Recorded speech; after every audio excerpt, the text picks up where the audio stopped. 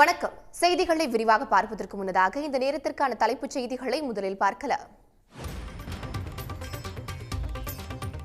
நேபாளத்தில் ஏற்பட்ட பெரு வெள்ளத்தில் சிக்கி உயிரிழந்தோரின் எண்ணிக்கை 587 உயர்வு. 1000க்கும் மேற்பட்டோரின் நிலை என்ன என தெரியாததால் உயிரிழப்பு மேலும் அதிகரிக்கும் என அச்சம்.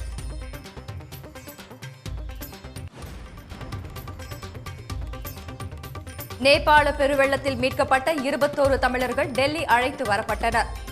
400 இந்தியர்கள் பாதுகாப்பாக உள்ளதாக வெளியுறவுத்துறை அமைச்சர் ஜெய்சங்கர் பேட்டி.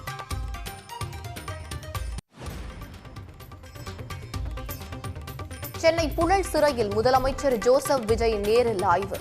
கைதிகளின் நிலை, உணவின் தரம் உள்ளிட்டவை குறித்து கேட்டறிந்தார்.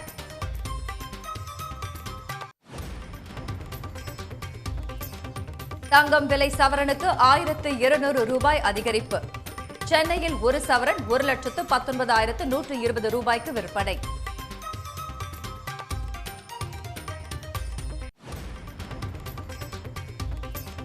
திமுகவை மீண்டும் வெற்றிக்கு அழைத்துச் செல்வேன் என மு.க. ஸ்டாலின் உறுதி. மறுசீரமைப்புக்கு கட்சியினர் அனைவரும் துணை நிற்க வேண்டும் என்றும் வேண்டுகோள்.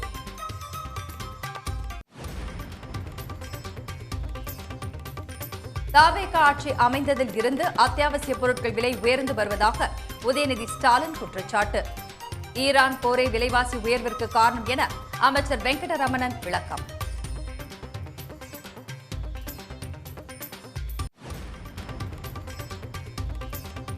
மு.க. ஸ்டாலினுக்கும் திருமாவளவனுக்கும் இடையே இருந்தது கொள்கை கூட்டணி. அமைச்சர் வன்னியரசன் விமர்சனத்திற்கு உதயநிதி பதில்.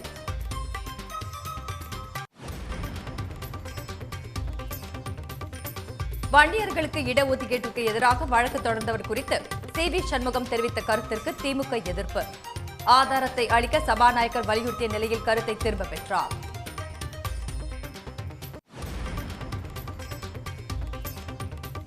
ஒசூர் தொகுதிக்கு விமான நிலையம் வேண்டாம் என அதிமுக உறுப்பினர் பாலகிருஷ்ணா ரெட்டி எதிர்ப்பு. விவசாயிகள் பாதிக்கப்படுவார்கள் என்பதால் தனியார் விமான நிலையத்தை மேம்படுத்த வலியுறுத்தல்.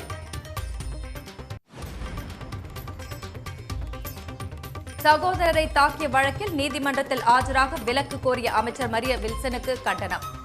மனுவை திரும்பப் பெற்றதால் வழக்கை தள்ளுபடி செய்து சென்னை உயர்நீதிமன்றம் உத்தரவு. வீதிகளை சுத்தம் செய்து தூய்மை பணியாளர்கள் 9வது நாளாக போராட்டம். ஊதிய உயர்வு, பணி நிரந்தரம் உள்ளிட்ட கோரிக்கைகளை வலியுறுத்தி முழக்கம்.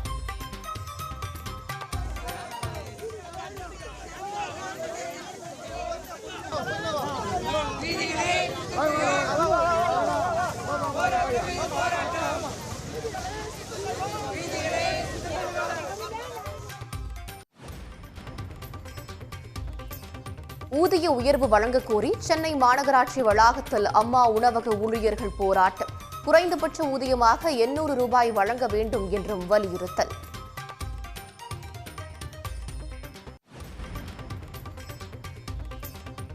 ஆன்லைன் மோசடி தொடர்பாக மதுரை எஸ்பி அலுவலகத்தில் குவியும் புகார்கள். 2000க்கும் மேற்பட்ட நீண்ட வரிசையில் காத்திருப்பு.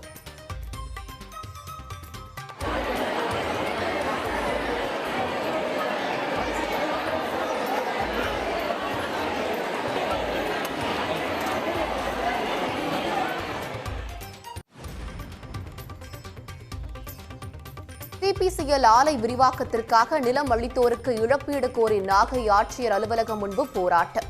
போராட்டத்தில் ஈடுபட்ட பெண்கள், குழந்தைகள் மீது போலீசார் தாக்குதல் நடத்தியதால் அதிர்ச்சி.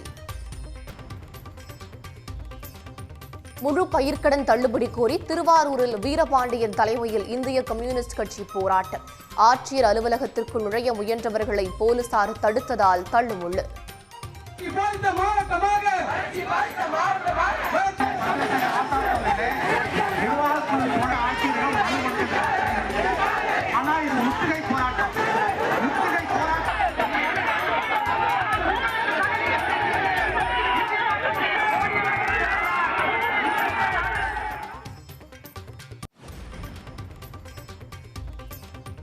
செப்டம்பர் 1ஆம் தேதி முதல் நடைபெற இருந்த வேலை நிறுத்தத்தை ஒத்திவைத்தது திரைப்பட தயாரிப்பாளர் சங்கம். முதலமைச்சர் முன்னிலையில் முத்தரப்பு பேச்சுவார்த்தை நடைபெறும் என்ற அரசின் உத்தரவாதத்தை ஏற்று அறிவிப்பு.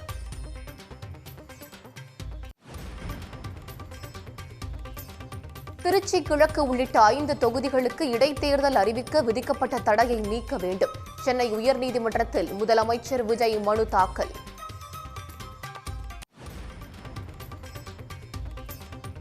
உதகை கொடைக்கானலில் பாக்கெட் பால் விற்பனையை முழுமையாக நிறுத்த வேண்டும்.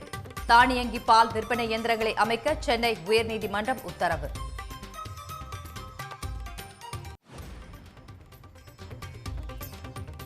கூடலூர் அருகே 2 பேரை கொன்ற புலியை பிடிக்க 8வது நாளாக வனத்துறையினர் தீவிரம். முதுமலை முகாமிலிருந்து 2 கும்கி யானைகள் வரவழைப்பு.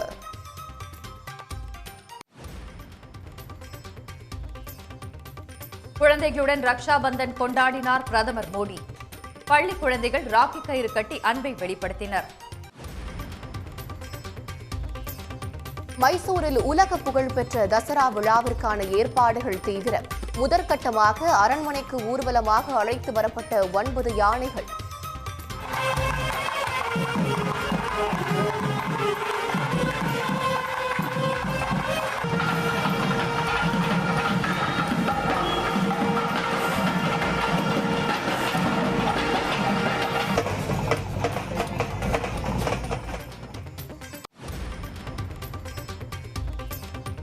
நாற்பத்தி 2 ஆண்டுகளுக்கு முன்பு கேரளத்தை அதிர வைத்த சம்பவத்தில் புதிய திருப்பம்.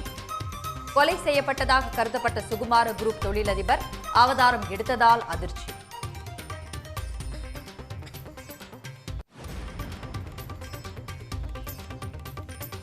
கிலோ 100 ரூபாய் வரை வெங்காயம் உயர்ந்தாலும் விவசாயிகளுக்கு பயன் இல்லை. இடைத்தரகர்கள் சுரண்டுவதால் 1 ரூபாய் மட்டுமே கிடைப்பதாக மோடிக்கு கடிதம்.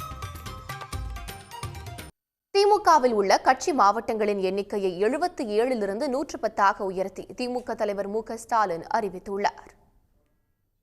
திமுக தலைவர் மு.க.ஸ்டாலின் வெளியிட்டிருக்கும் அறிக்கையில் கடந்த ஆகஸ்ட் 22ஆம் தேதி நடைபெற்ற திமுக தலைமை செயற்குழு கூட்டத்தில் நிர்வாக சீரமைப்புக்கு தேவையான முக்கிய முடிவுகள் தீர்மானங்களாக நிறைவேற்றப்பட்டதாக தெரிவித்துள்ளார்.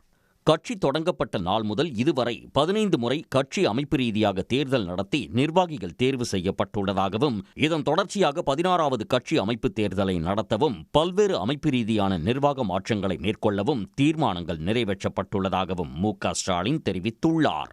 இதையடுத்து கட்சி மறுசீரமைப்பு குழு வழங்கிய பரிந்துரைகளின் அடிப்படையிலும் கட்சி முன்னணியினருடன் கலந்தாலோசித்தும் தமிழ்நாட்டில் உள்ள தொகுதிகள் 110 மாவட்டங்களாக பிரிக்கப்பட்டுள்ளதாக அவர் தெரிவித்துள்ளார். அதிக மக்கள் தொகை இருப்பதன் காரணமாக சோழிங்கநல்லூர் தொகுதி மட்டும் தனி மாவட்டமாகவும் சென்னையில் உள்ள தொகுதிகள் 10 மாவட்டங்களாகவும் பிரிக்கப்பட்டுள்ளதாக அறிவிக்கப்பட்டுள்ளது. அறிவிக்கப்பட்டுள்ள 110 மாவட்டங்களில் தற்போதுள்ள மாவட்ட செயலாளர்கள் தலைமையால் அனுப்பப்படும் பிரதிநிதியின் முன்னிலையில் மாவட்ட செயற்குழுவை கூட்ட வேண்டும் என தெரிவிக்கப்பட்டுள்ளது. மேலும் புதிதாக வரையறுக்கப்பட்டுள்ள மாவட்டங்களின் அடிப்படையில் நகரம், ஒன்றியம், பகுதி, பேரூர், வட்டம் மற்றும் கிளை அமைப்புகளை பிரிப்பதற்கான பரிந்துரைகளை 15 நாட்களுக்குள் வழங்க வேண்டும் என மாவட்ட செயலாளர்களுக்கு அறிவுறுத்தப்பட்டுள்ளது. தமிழ்நாட்டில் தாவேகா ஆட்சி அமைந்தது முதலே அத்தியாவசிய பொருட்களின் விலை உயர்வால் பொதுமக்கள் கடுமையாக பாதிக்கப்பட்டுள்ளதாக எதிர்க்கட்சித் தலைவர் உதயநிதி ஸ்டாலின் குற்றம் சாட்டியுள்ளார். விலைவாசி உயர்வு தொடர்பாக திமுக, அதிமுக, பாமக, கம்யூனிஸ்ட் கட்சிகள் சட்டப்பேரவையில் சிறப்பு கவன ஈர்ப்பு தீர்மானம் கொண்டு வந்தன. இந்த தீர்மானத்தின் மீது பேசிய திரு உதயநிதி, கடந்த 3 மாதங்களில் அரிசி, பருப்பு, சர்க்கரை, எண்ணெய் உள்ளிட்ட மளிகை பொருட்களின் விலை பல மடங்கு உயர்ந்துள்ளதாக சுட்டிக்காட்டினார். விலைவாசி உயர்வை கட்டுப்படுத்த அரசு விரைந்து நடவடிக்கை எடுக்க வேண்டும் என அவர் வலியுறுத்தினார். ரேஷன் கடைகளில் வழங்கப்படும் உணவுப் பொருட்களின் அளவை அதிகரிக்க வேண்டும் என கேட்டுக்கொண்ட உதயநிதி, முதலமைச்சர் தலைமையில் ஒரு சிறப்பு ஆலோசனை கூட்டம் நடத்தி இந்த பிரச்சனைக்கு தீர்வு காண வலியுறுத்தினார். இந்த அரசு அமைஞ்சதிலிருந்து அத்தியாவசிய பொருட்களுடைய விலை கடுமையாக உயர்ந்திருக்கிறது. மே மாதம் 1 கிலோ அரிசி 55 ரூபாய்க்கு விற்பனையானது, இன்னைக்கு 75 ரூபாய். மே மாதம் 1 கிலோ வெங்காயத்துடைய விலை 40 ரூபாய், இன்றைக்கு கிலோ 80 ரூபாய். மே மாதம் 1 கிலோ துவரம்பருப்பு 150 ரூபாய், இன்றைக்கு கிலோ 180 ரூபாய். மே மாதம் 1 கிலோ சர்க்கரை ரூபாய் 40, இன்றைக்கு 1 கிலோ சுமார் 70 ரூபாய் வரைக்கும் உயர்ந்திருக்கு. இந்த விலையேற்றத்தை பார்த்து மக்கள் மிகவும் பாதிப்படைஞ்சிருக்கிறாங்க. மளிகை கடை பக்கம் போகிறதையே குறைச்சிட்டு இருக்காங்கன்னு செய்திகள் வந்துட்டு இருக்கு. இதையடுத்து பேசிய அதிமுக பொதுச் செயலாளர் எடப்பாடி பழனிசாமி, தமிழ்நாட்டில் அத்தியாவசிய பொருட்களின் விலை உயர்வால் ஏழை எளிய மக்கள் கடுமையாக பாதிக்கப்பட்டுள்ளதாக கூறினார்.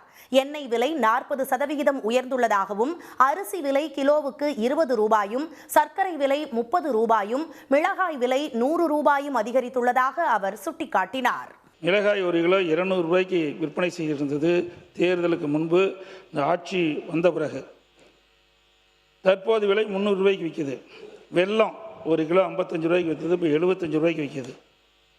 அதே போல் புளி ஒரு கிலோ 150 ரூபாய்க்கு விற்றது, இப்போ 250 ரூபாய்க்கு விற்பனை செய்கிறது.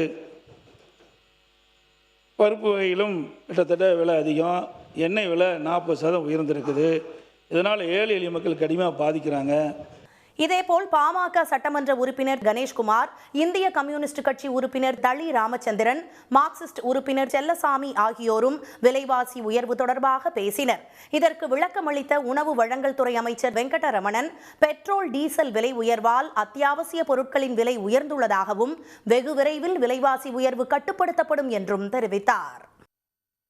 வன்னியர்களுக்கான 10.5 விழுக்காடு இடஒதுக்கீட்டிற்கு எதிராக திமுக தலைவர் குடும்பத்தினர்தான் வழக்கு தொடர்ந்திருப்பதாக பேரவையில் அதிமுக முன்னாள் அமைச்சர் சி.வி. சண்முகம் கூறிய கருத்திற்கு திமுக எம்எல்ஏக்கள் கடும் எதிர்ப்பு தெரிவித்தனர். இந்நிலையில் தான் தவறான கருத்தை கூறிவிட்டதாக தெரிவித்த சி.வி. சண்முகம் அதை திரும்ப பெறுவதாக கூறியுள்ளார். அவருடைய உறவினர் தான் அங்கே வழக்கு போட்டார் என்று இந்த பதிவு செய்திருக்கிறார்கள். அதை இந்த அவையிலிருந்து எடுக்க வேண்டும். இந்த 10.5% இடையூறாக நீதிமன்றத்திலே வழக்கு தொடர்ந்திருக்கிறார்கள். இப்போது நான் இந்த உங்கள் மூலமாக எந்த வழக்கு எந்த கிளை நம்பர் யார் போட்டது, வழக்கு போட்டது உறவினர் இல்லை என்று சண்முகம் அவர்கள் சொல்லுவாரா? உங்கள் தலைவரின் உறவினர் தவறான கருத்தின்னு சொல்ல போனால் இங்கே அந்த குடும்பம் தான் எங்களுக்கு இங்கே மிக பிற்படுத்தப்பட்ட மக்களுக்கு இடஒதுக்கீடு கொடுத்த குடும்பம் எங்களுடைய தலைவர் குடும்பம். ஆக ஒரு தவறான பதிவை இந்த பதிவை இங்கே இந்த சட்டமன்றத்தில் இங்கே வைப்பது என்பது விரும்பத்தகாதது. அரசியல் செய்வது இந்த இடமில்லை. அதனால் அதை நீக்க வேண்டும் என்று உங்கள் முன்பாக நான் கேட்டுக்கொள்கின்றேன். மிக மிக பிற்படுத்தப்பட்ட சமுதாயத்திற்காக 20% வாங்குவதற்காக பெரும் முயற்சி எடுத்தவர் பாட்டாளி மக்கள் கட்சியுடைய நிறுவனத் தலைவராக இருக்கிற ஐயா அவர்கள். எனவே அவர் ஒரு புத்தகம் எழுதியிருக்கிறார். சுக்கா மிளகா சமூக நீதியா என்ற ஒரு தலைப்பில் ஒரு புத்தகம் எழுதியிருக்கிறார். அந்த புத்தகத்தில் 450வது பக்கத்தில் அவரே எழுதுகிறார். உயர்நீதிமன்ற தீர்ப்புன்ற தலைமையில் தமிழ்நாட்டுடைய ஜாதிவாரி மக்கள் தொகை கணக்கெடுப்பு நடத்த கோரி தொடுக்கப்பட்ட பொதுநல வழக்கு ஒன்றை விசாரித்த சென்னை உயர்நீதிமன்றத்தினுடைய நீதியரசர்கள் எலிபி தர்மராவ், சிவஞானம் ஆகிய அடங்கிய அமர்வு நாடு முழுவதும் ஜாதிவாரி மக்கள் தொகை கணக்கெடுப்பு நடத்த வேண்டும் என்று மக்கள் தொகை கணக்கெடுப்பு ஆணையருக்கு கடந்த 2010ஆம் ஆண்டு மே மாதம் ஆணையிட்டது. ஆனால் இந்த தீர்ப்பை பின்னாளில் உச்சநீதிமன்றம் ரத்து செய்துவிட்டது. ஜாதிவாரி மக்கள் தொகை கணக்கெடுப்பு நடத்தாமல் நின்றுவிட்டது என்று அவரே எழுதியிருக்கிறார்கள்.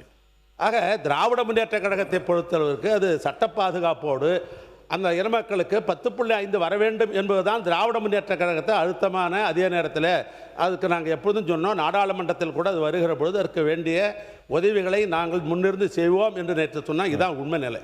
மாண்பு உறுப்பினர் பாருங்க, உட்காருங்க. நீங்கள் ஆளாளுக்கு இப்படி பேசலாம் அனுமதிக்க முடியாது. மாண்புமிகு உறுப்பினர் எம்ஆர்கே பன்னீர்செல்வம் ஒரு பெர்டினன்ட் கொஸ்டினை சொல்கிறார். என்ன சொல்கிறார் என்றால், நேற்று மாண்பு உறுப்பினர் சி.வி. சண்முகம் பேசுகிற போது எங்கள் தலைவருடைய உறவினர் தான் வழக்கு பதிவு செய்தார் என்று சொன்னார். ஆணித்தரமாக எங்கள் தலைவருடைய உறவினர் யாரும் பதிவு செய்யவில்லை, ஆதாரம் இருந்தால் கொடுங்கள் என்று சொன்னார். மாண்பு உறுப்பினர் சி.வி. சண்முகம் ஆதாரம் இருந்தால் இடம் காட்டுங்கள், ஆதாரம் இல்லை என்றால் அவை கொடுங்க, நான் நீக்கி விடுவேன். மாண்புமிகு பேரவைத் தலைவர் அவர்களே, மாண்புமிகு முன்னாள் அமைச்சர் இங்கே சொன்னது போல அவர் பேரிலே வழக்கு பதிவு செய்யப்படவில்லை என்று சொன்னார். நான் இருப்பதாக சொன்னேன். அது தவறு. உண்மை. ஏனென்றால் அதை வழக்கு பதிவு காலகட்டத்திலிருந்து இந்த 10.5 கொடுக்கப்பட்ட காலத்திலிருந்து இன்று வரை அவர் பெயர் எல்லா விதத்திலையும் வந்து கொண்டே இருந்தது. அதை நம்பி நான் சொன்னேன். அவர் பெயர் அதில் இல்லை. ஆனால் அவர் தலைமையில் தான் அந்த கூட்டம் நடத்தப்பட்டு தீர்மானம் போடப்பட்டது. அதை நம்பி நான் ஏற்றுக்கொண்டேன். அவர் சொன்னது உண்மை. ஆகவே நான் அதை திரும்பி பெற்றுக் கொள்கிறேன். தமிழ்நாட்டில் 5 சட்டமன்ற தொகுதிகளுக்கு தேர்தல் நடத்த விதிக்கப்பட்டுள்ள தடையை நீக்கி இடைத்தேர்தல் நடத்த தேர்தல் ஆணையத்திற்கு உத்தரவிட வேண்டும் என முதலமைச்சர் ஜோசப் விஜய் உயர்நீதிமன்றத்தில் பதில் மனு தாக்கல் செய்துள்ளார். தேர்தல் வழக்கு நிலுவையில் உள்ளதால் திருச்சி கிழக்கு, கரூர், விராலிமலை, பெருந்துறை, அம்பாசமுத்திரம் தொகுதிகளுக்கு இடைத்தேர்தல் அறிவிக்க தடை கோரி பாளையங்கோட்டையைச் சேர்ந்த பாஜக பிரமுகர் வெங்கடாச்சலபதி என்பவர் சென்னை உயர்நீதிமன்றத்தில் பொதுநல வழக்கு தாக்கல் செய்திருந்தார். இதனை விசாரித்த தலைமை நீதிபதி அமர்வு 5 தொகுதிகளில் தேர்தல் நடத்த தடை விதித்து உத்தரவிட்டிருந்தது. இந்நிலையில் வழக்கில் பிரதிவாதியான முதலமைச்சர் ஜோசப் விஜய் தரப்பில் வழக்கில் மனு தாக்கல் செய்யப்பட்டுள்ளது. திருச்சி கிழக்கு தொகுதியில் வெற்றியை எதிர்த்து ஜூன் 17ஆம் தேதி மனு தாக்கல் செய்யப்பட்ட நிலையில் மே 10ஆம் தேதியே எம்எல்ஏ பதவியை தாம் ராஜினாமா செய்துவிட்டதாகவும் ராஜினாமாவை சபாநாயகர் ஏற்ற நாளில் இருந்து எந்த தேர்தல் வழக்கும் நிலுவையில் இல்லை என்றும் அதில் கூறப்பட்டுள்ளது. காலியான தொகுதிக்கு தேர்தல் வழக்கு தாக்கல் செய்ய முடியாது என்றும் இடைத்தேர்தல் நடத்த தடை கோரி வழக்கு தொடர்ந்தவர் தொகுதியின் வாக்காளர் அல்ல என்றும் விஜய் தெரிவித்துள்ளார். திருச்சி கிழக்கு தொகுதிக்கு இடைத்தேர்தல் நடத்தக்கூடாது என்ற உள்நோக்கத்தின் அடிப்படையில் இவ்வழக்கு தொடரப்பட்டுள்ளதாகவும் தேர்தல் நிறுத்தி வைக்கப்பட்டதால் லட்சக்கணக்கான மக்கள் எம்எல்ஏ இல்லாமல் பாதிக்கப்பட்டுள்ளதாகவும் விஜய் பதில் மனுவில் சுட்டிக்காட்டியுள்ளார். திருச்சி கிழக்கு தொகுதியில் 20 பேர் போட்டியிட்ட நிலையில் தேர்தல் வழக்கை தாக்கல் செய்தவரை வெற்றி பெற்றவராக அறிவிக்க முடியாது எனவும் தேர்தல் ஆணையம் இடைத்தேர்தலை அறிவிக்க ஏதுவாக வழக்கினை அபராதத்துடன் தள்ளுபடி செய்து தடை உத்தரவை நீக்க வேண்டும் என்றும் அவர் கேட்டுக்கொண்டார். மழைக்கால முன் எச்சரிக்கை நடவடிக்கைகளுக்காக 202 பணிகளுக்கு கடும் நிபந்தனைகள் விதிக்கப்பட்டுள்ளதாக அறப்போர் இயக்கம் தெரிவித்துள்ளது. சென்னையில் செய்தியாளர்களிடம் பேசிய அந்த இயக்கத்தின் நிர்வாகி ராதாகிருஷ்ணன், அனைத்து ஒப்பந்ததாரர்களும் கலந்து கொள்ள முடியாத அளவிற்கு கடும் நிபந்தனைகள் விதிக்கப்பட்டுள்ளதாக குற்றம் சாட்டினார். WRDயில் கடந்த 17ஆம் தேதி ஆகஸ்ட் மாதம் 17ஆம் தேதி ஒரு அரசாணை வெளியிடப்படுது. 202 வேலைகளுக்கு 42 கோடி ரூபா திட்டம் ஒதுக்கி அந்த 42 கோடி சாங்ஷன், அட்மினிஸ்ட்ரேட்டிவ் சாங்ஷன் கிடச்சி ஒர்க்கை கமென்ஸ் பண்ண ஆரம்பிச்சிருக்கிறாங்க, டெண்டர் ஃப்ளோட் பண்ண ஆரம்பிச்சிருக்காங்க. அந்த டெண்டர் விதிமுறைகள் ஜிஓவில், அரசாணையில் இது போன்ற ஸ்பெசிஃபிக்கான விதிமுறைகள் எதுவுமே இல்லை. ஆனால் அதற்கு பிறகு போடப்பட்டிருக்கக்கூடிய அந்த டெண்டருக்காக கால்ஃபர் பண்ணிப்பட்டிருக்கக்கூடிய அந்த ஒப்பந்த விதிமுறைகளில் குறிப்பாக சில விதிமுறைகளில் முரணாக இருக்குது. ஒன்று அதில் என்ன மாதிரி வேலைகள் அப்படின்னு கேட்டிங்க அப்படின்னா, இப்போ முட்டுக்காடு இருக்கு இல்லையா, அங்கே கழிமுகத்துவாரங்கள் சொல்லுவோம், அந்த கடல் பகுதியில் கனெக்ட் ஆகக்கூடிய இடம், அந்த இடத்துல மண்ணை, அந்த சாண்ட் பார்னு சொல்லுவோம், மண்ணை அள்ளி அப்புறப்படுத்துறதுக்கான வேலைகள். இதுக்கு 4 டெண்டர் போட்டிருக்கிறாங்க. 36 லட்சம், 39 லட்சம்னு சொல்லி 4 டெண்டர் என்னென்னு பார்த்தோம் அப்படின்னா, செப்டம்பர் மாதத்துக்கு ஒரு டெண்டர், அக்டோபர் மாதத்துக்கு 1, நவம்பருக்கு 1, டிசம்பருக்கு 1, 4 மாதத்துக்குமே சேர்ந்து ஒரே டெண்டரே போடலாம். ஆனால் 4 டெண்டர்களாக பிரித்து போட்டிருக்கிறாங்க. இது ஏன்னு முதல் கேள்வி. ரெண்டாவது ஒர்க்கு நீங்கள் எப்போ ஸ்டார்ட் பண்ணணும் அப்படின்னு பார்க்கும்போது, ஒர்க் ஆர்டர் கொடுத்த 2வது நாளே நீங்கள் ஒர்க்கை ஸ்டார்ட் பண்ணணும் அப்படின்னு அதில் இருக்குது. அந்த 2 நாளில் ஒர்க் ஆர்டர் ஸ்டார்ட் பண்ணணும் அப்படின்னு இருக்க சமயத்தில் செக்யூரிட்டி டெபாசிட் எப்போ நீங்கள் கட்டணும் அப்படின்னா வித்தின் 15 டேஸில் கட்டலாம் அப்படின்றாங்க. பொதுவாக விதிமுறைகளை செக்யூரிட்டி டெபாசிட் கட்டினதுக்கு பிறகு தான் ஒர்க் ஆர்டரே அவங்க இஷ்யூ பண்ணுவாங்க. ப்ராக்டிக்கலாக பாசிபிலிட்டி அதுதான். ஏன்னா அவங்க செக்யூரிட்டி டெபாசிட்டை போதுமான அளவு விதிமுறைகள்லாம் ஒப்பந்தம் ஏற்படுத்தினதுக்கு பிறகு தான், அக்ரிமெண்டெல்லாம் முடிஞ்சதுக்கு பிறகு தான் ஒர்க் ஆர்டரே கைக்கு போய் சேரும். அப்போ ஒர்க் ஆர்டரை 2 நாளில் கொடுத்துட்றாங்க, வேலைகளை துவங்கணும்னு சொல்லியிருக்காங்க. ஆனால் செக்யூரிட்டி டெபாசிட்டை 14 நாளுக்குள்ளே எப்போ வேணாலும் கொடுக்கலான்றாங்க. பணி பார்த்திங்கன்னா 1 மாதம் தான் இருக்குது. அப்போ இந்த விதிமுறைகள் கொஞ்சம் வித்தியாசமாக பார்க்குறோம். அதே போல் இந்த ஒப்பந்தத்தில் யாரெல்லாம் கலந்துக்கலாம் அப்படின்ற விதிகளில் பார்க்கும்போது, சென்னை, செங்கல்பட்டில் இது போன்ற பணிகள் மேற்கொண்டவர்கள் கலந்துக்கலாம் அப்படின்ற விதிமுறைகள் இருக்குது. நாகை மாவட்ட ஆட்சியர் அலுவலக வளாகத்தில் நில எடுப்புக்கான இழப்பீடு கேட்டு போராட்டம் நடத்திய பெண்கள் மீது போலீசார் தாக்குதல் நடத்தியதால் பரபரப்பு ஏற்பட்டது. பனங்குடியில் உள்ள மத்திய அரசின் CPCL ஆலை விரிவாக்கத்திற்கான 620 ஏக்கர் நிலங்கள் கையகப்படுத்தப்பட்டன. இதற்காக நில உரிமையாளர்கள், குத்தகைதாரர்கள் மற்றும் விவசாய கூலிகள் என மொத்தம் 2163 குடும்பங்களுக்கு தலா 5 லட்சம் ரூபாய் மறுவாழ்வு மற்றும் மீள் குடியேற்ற இழப்பீட்டுத் தொகை வழங்க முடிவாகி அதற்கான நிதியை தமிழ்நாடு அரசிடம் CPCL நிறுவனம் ஒப்படைத்தது. இதுவரை 1769 பேருக்கு இழப்பீடு வழங்கப்பட்டுள்ள நிலையில் விடுபட்ட 394 பேருக்கும் விடுபட்ட குடும்பங்களுக்கும் இழப்பீடு கோரி உத்தம சோழபுரம், பனங்குடி, நரிமனம், கோபுராஜபுரம் உள்ளிட்ட பகுதிகளை சேர்ந்த விவசாயிகளும் பெண்களும் மாவட்ட ஆட்சியர் அலுவலகத்தை முற்றுகையிட்டனர். அப்போது போராட்டத்திற்கு தலைமை ஏற்ற விவசாயிகளை போலீசார் வலுக்கட்டாயமாக கைது செய்து வாகனத்தில் ஏற்றினர். மாவட்ட ஆட்சியர் சந்திக்காம வாசலை தடுத்து மக்களை பார்க்க விடாம காவல்துறை எங்களை வச்சு கட்டாயம் வழிகட்டை தூக்கி அரெஸ்ட் பண்றாங்க. இது எங்களுக்கு கோரிக்கை என்னன்னா, எங்களுடைய நிலத்தை எடுத்துக்கிட்டு எங்களுக்கு வாழ்வாதாரமா இல்லை வேலை இல்லாமல் இருக்கோம், எங்களுக்கு வாழ்வாதாரத்தை வழி பண்ணுங்க கேட்க வந்தோம். கொஞ்சம் கூட செவி சாய்க்கல, காவல்துறை வச்சு எங்களை கைது பண்றாங்க. இதற்கு எதிர்ப்பு தெரிவித்து போலீசார் வாகனத்தை வழிமறித்த பெண்கள் மீது காவல்துறையினர் தாக்குதல் நடத்தி குழந்தைகளை கீழே தள்ளிவிட்டதால் பரபரப்பு ஏற்பட்டது. இதில் குத்தாலம் பகுதியை சேர்ந்த வைஜெயந்தி என்ற பெண் காயமடைந்தார். காயமடைந்த பெண் ஆம்புலன்ஸ் மூலம் மருத்துவமனைக்கு கொண்டு செல்லப்பட்டார். போலீசார் பேச்சுவார்த்தை நடத்தியும் பெண்கள் போராட்டத்தை கைவிட மறுத்ததால் அனைவரும் கைது செய்யப்பட்டனர். சலுகை விலை வெங்காய விற்பனையை மத்திய அரசு தொடங்கி இருக்கும் நிலையில் தங்களுக்கு கிலோவுக்கு ₹1 மட்டுமே கிடைப்பதாக பிரதமருக்கு விவசாய சங்க தலைவர் ராகேஷ் திகாயத் கடிதம் எழுதியிருக்கிறார். நாடு முழுவதும் வெங்காயம் விலை கடந்த சில நாட்களாக உயர்ந்து வருகிறது. தமிழ்நாட்டில் கிலோ 80 முதல் ₹100 வரை விற்கப்படுகிறது. கிலோ ₹25 இருந்த பெல்லாரி வெங்காய விலை ₹80 வரை உயர்ந்துள்ளது. வட மாநிலங்களில் இருந்து வெங்காய வரத்து இல்லாததால் விலை உயர்ந்துள்ளதாக கூறப்படுகிறது. வெங்காய விலை உயர்வால் தலைநகரில் மக்கள் சிரமப்படுவதை தடுக்க மத்திய அரசு நடவடிக்கை மேற்கொண்டுள்ளது. இதற்காக முதல் கட்டமாக நாசிக்கில் இருந்து 800 டன் வெங்காயம் ரயில் மூலம் டெல்லிக்கு அனுப்பப்பட்டுள்ளது. டெல்லியில் சந்தை விலையை விட 44% குறைவாக கிலோ ₹35 சில்லறை விற்பனையை மத்திய அரசு தொடங்கியுள்ளது. இந்த விற்பனையை தொடங்கி வைத்த நுகர்வோர் விவகாரத்துறை செயலர் நிதி கரே, வரும் பண்டிகை காலத்துக்கு தேவையான வெங்காயம் இருப்பு உள்ளதால் ஏற்றுமதிக்கு தடை விதிக்கும் திட்டம் ஏதும் இல்லை என்றார். விலை உயர்வுக்கு கருப்பு சந்தையே காரணம் என்று அவர் குறிப்பிட்டார்.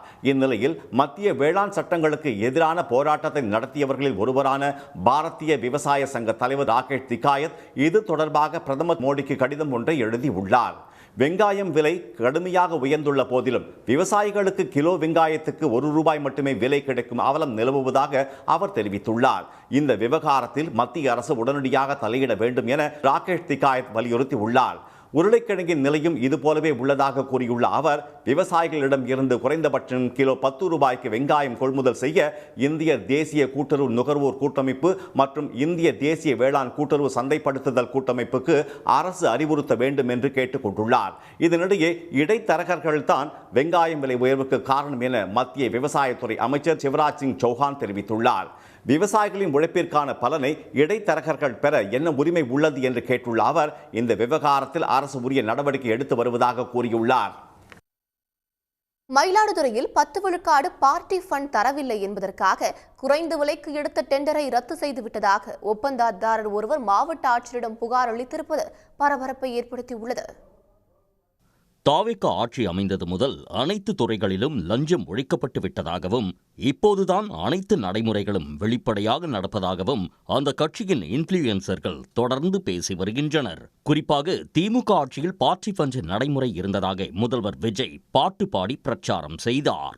ஆனால் மயிலாடுதுறையில் 10% பார்ட்டி ஃபண்ட் கொடுக்காத ஒப்பந்ததாரரை தாவேக அரசு துரத்தி அடித்து விட்டதாக புகார் எழுந்துள்ளது.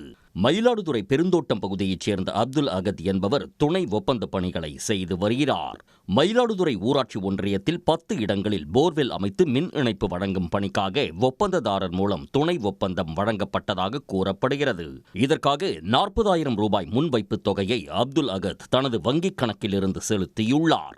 மேலும் தலா ₹4 லட்சம் மதிப்பிலான பணிக்கு ₹3,30,000 என குறைந்த தொகைக்கு டெண்டர் கோரியிருந்தார். கிட்டத்தட்ட ₹4 லட்ச ஒர்க்குக்கு 3.23, 3.30ன்னு 18% லெஸ் பண்ணி நான் இந்த ஒர்க்குக்கு கோட் பண்ணுறேன். இது வந்துட்டு ஆகஸ்ட் 21 இது க்ளோஸ் ஆகுது. ஆகஸ்ட் 21 3 மணிக்கு க்ளோஸ் ஆகுது. 3 மணிக்கு க்ளோஸ் ஆனோன்னா 4 மணிக்கு இந்த டெண்டரை ஓப்பன் பண்ணணும்.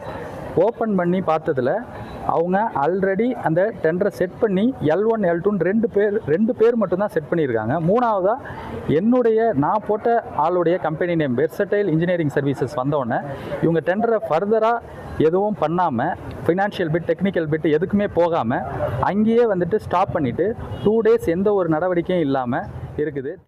குறைந்த தொகைக்கு டெண்டர் கோரிய அப்துல் அகத்தின் விண்ணப்பத்தை திரும்பப் பெற அழுத்தம் கொடுத்ததாகவும் பார்ட்டி ஃபண்ட் கொடுத்ததால் அதிக விலைக்கு டெண்டர் வழங்கப்பட்டதாகவும் அவர் குற்றம் சாட்டியுள்ளார். செல்ஃப் வித்ட்ராவல் பண்ணோன்னே ஆட்டோமேட்டிக்காக அடுத்த இடத்துல இருக்கிற நான் வந்துட்டு ஒரு வேலையை ₹4 லட்ச வேலையை 3.30க்கு பண்ணித்தரேன்னு சொல்கிறேன்.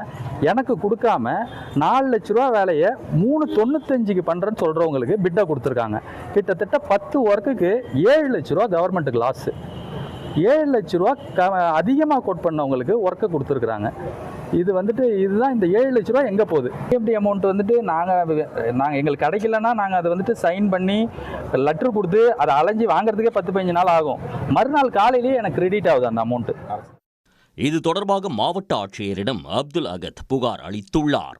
அதில் டெண்டர் திறக்கப்பட்ட மறுநாளே 10% பார்ட்டி ஃபண்ட் வழங்க வேண்டும் என தாவேகா மாவட்ட செயலாளர் தரப்பில் கேட்கப்பட்டதாக தெரிவித்துள்ளார். இதேபோல் பல ஆண்டுகளாக துணை ஒப்பந்த பணிகளுக்காக விண்ணப்பித்து காத்திருப்பவர்களுக்கு வாய்ப்பு வழங்கப்படாத நிலையில் தற்போது விண்ணப்பிக்கும் ஆளுங்கட்சி நிர்வாகிக்கு உடனே சான்றிதழ் வழங்கப்படுவதாக குற்றச்சாட்டு எழுந்துள்ளது.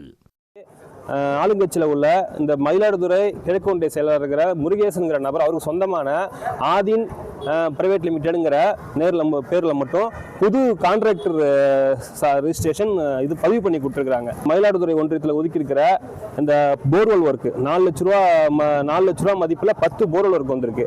அந்த 10 ஒர்க்கில் 3 ஒர்க்கு புதுசாக இப்போ இந்த ஜூலை 1 ஜியோக்கு பிறகு அப்ளை பண்ணுறாரு ஒருத்தர். அவருக்கு சால்வன்சியும் வருது, சால்வன்சி சர்டிஃபிகேட்டும் வருது, அவருக்கு 3 வேலையும் கிடைக்குது.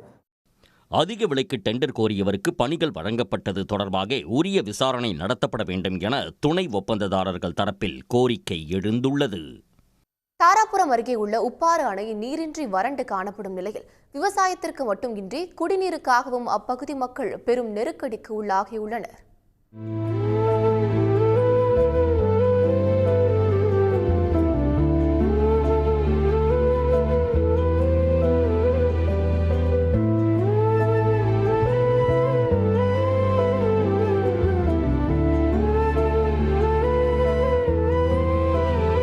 ஆயிரக்கணக்கான ஏக்கர் நிலங்கள் பாசன வசதி பெற காரணமாக உள்ள உப்பாறு அணையின் தற்போதைய நிலைதான் இது.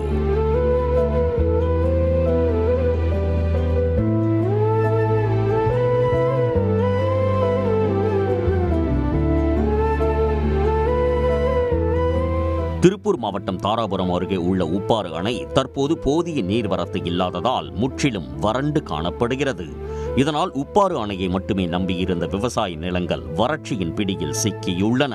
கால்நடைகளுக்கு பத்தி பாத்தீங்கன்னா கிட்டத்தட்ட ஒரு லோடு 2500 3000 கொடுத்து வாங்கிட்டு இருக்கோம். அதுவே அமராவதி ஆத்துல தண்ணி இல்லாதனால அந்த தண்ணி எங்களுக்கு கிடைக்க மாட்டேங்குது. கால்நடைகளை எல்லாம் விட்டுட்டு எங்காவது போயிடலாமா, இல்ல ஒரு தற்கொலை கூட செய்து கொள்ளலாமாங்கிற ஒரு மனநிலையில ரொம்ப விரக்திய பாலைவனம் ஆகி கிடக்குது. வறட்சி காரணமாக கால்நடைகளுக்கு கூட தண்ணீர் இல்லாத அவல நிலை ஏற்பட்டுள்ளது. அணையை சுற்றி உள்ள கிராம மக்கள் குடிநீர் தேவைக்காக பல கிலோமீட்டர் நடந்து செல்ல வேண்டிய நிலைக்கு தள்ளப்பட்டுள்ளனர். அமராவதி தண்ணி 15 நாளைக்கு ஒருக்கா வருது. அந்த தண்ணி நாங்கள் ஒரு குடம் தண்ணி வச்சு 10 நாளைக்கு குடிக்கும்போது புழு பிடிச்சிருது தண்ணியில எங்களுக்கு. அதனால நீங்க வந்து இது தண்ணி வர கவர்மெண்ட் வந்து உதவி பண்ணணும். பரம்பிக்குளம் ஆழியார் திட்டத்தின் கீழ் திருமூர்த்தி அணையிலிருந்து உப்பாறு அணைக்கு தண்ணீர் திறக்க வேண்டும் என கோரிக்கை விடுத்துள்ள அப்பகுதி விவசாயிகள் தண்ணீர் திறக்காவிட்டால் மிகப்பெரிய போராட்டம் நடத்தப் போவதாகவும் எச்சரித்துள்ளனர். சன் நியூஸுக்காக தாராபுரம் செய்தியாளர் திவாகர். உடனுக்குடன் செய்திகளை தெரிந்து கொள்ள சன் நியூஸ் பெல் ஐகானை கிளிக் பண்ணுங்க.